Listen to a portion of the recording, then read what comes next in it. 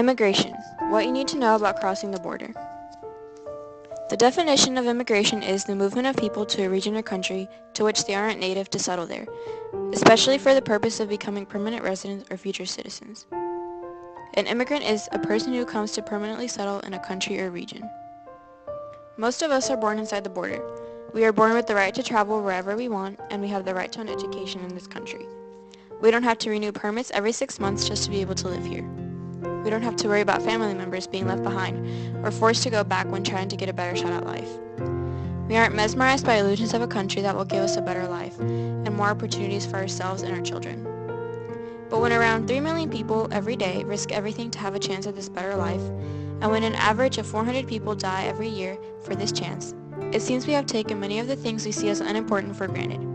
For immigrants, even these numbers do not stop them from striving to reach the United States.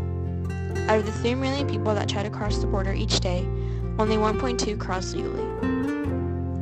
During the past few years, President Obama has devised a plan to strengthen the immigration system. The 4 principles that make up the president's plan are continuing to strengthen border security, streamlining legal immigration, making sure every citizenship is earned, and cracking down on employers hiring undocumented workers. For illegal workers, this means lack of a job, and therefore they can't contribute to the economy. Studies have shown that if immigrants were allowed to have jobs that were secure, they could greatly contribute to the economy of the U.S. Not only that, but if they were allowed to have a quality education, they could contribute to innovations and STEM jobs for the economy. Also, many immigrants open small businesses that also contribute to the economy by opening job opportunities for American workers. However, many people do not think of immigrants as an asset to the economy. Rather, they think of them as a deprivation. Of course, this doesn't mean the country should let anyone who wants to enter the country do so.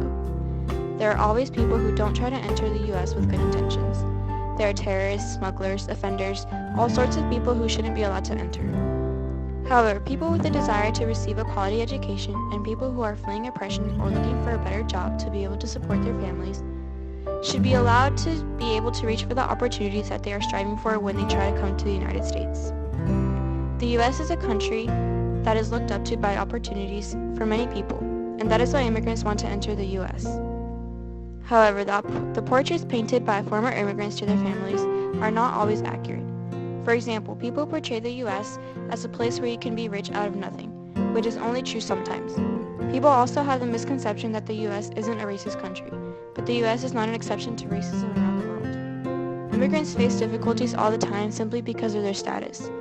Immigration is an issue that just needs some more eye-opening stories and points of view, such as this one. Created using Powtoon.